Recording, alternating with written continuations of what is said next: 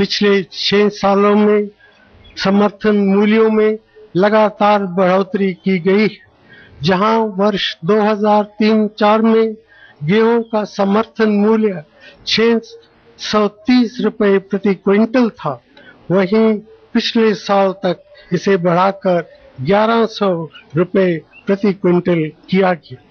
धान में भी ये बढ़ोतरी 550 रुपए प्रति क्विंटल से 1000 रुपए प्रति क्विंटल हुई, पर किसानों को फसल के ज्यादा दाम मिलने का एक असर ये भी होता है कि बाजार में खाद्य पदार्थों के दाम बढ़ जाते हैं।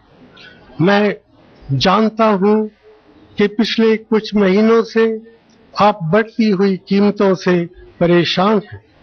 बढ़ती कीमतों का सबसे ज्यादा असर हमारी गरीब जनता पर पड़ता है, खास तौर पर तब जब अनाज, दाल, सब्जी जैसी रोजमर्रा की चीजों के दाम बढ़ते हैं।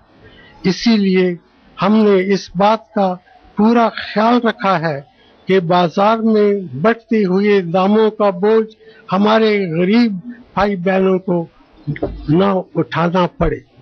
मैं आज विस्तार से बढ़ती कीमतों के कारण नहीं गिनाना चाहता, लेकिन मैं इतना जरूर कहना चाहूंगा कि हम महंगाई को कम करने की हर मुमकिन कोशिश में लगे हैं और मुझे भरोसा है कि हमें इसमें कामयाबी भी मिलेगी।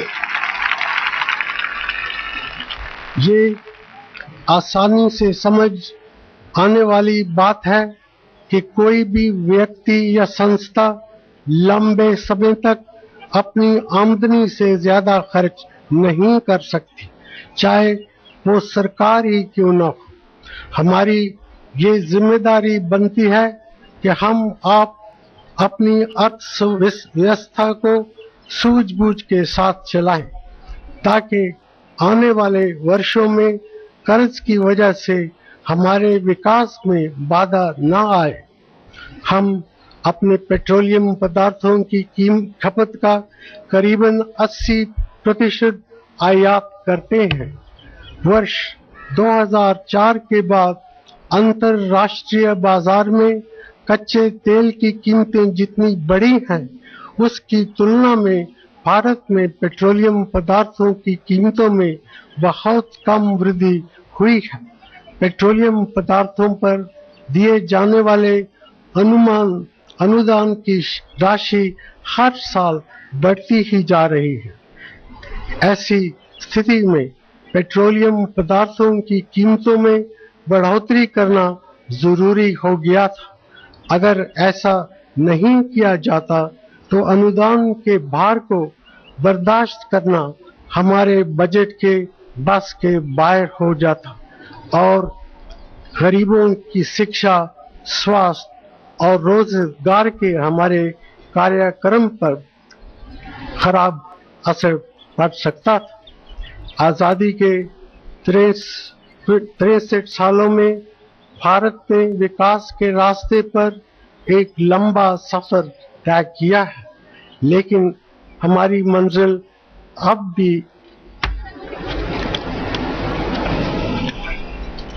दूर है। आज भी हमारे बहुत से देशवासी गरीबी, भूख और बीमारी से परेशान हैं।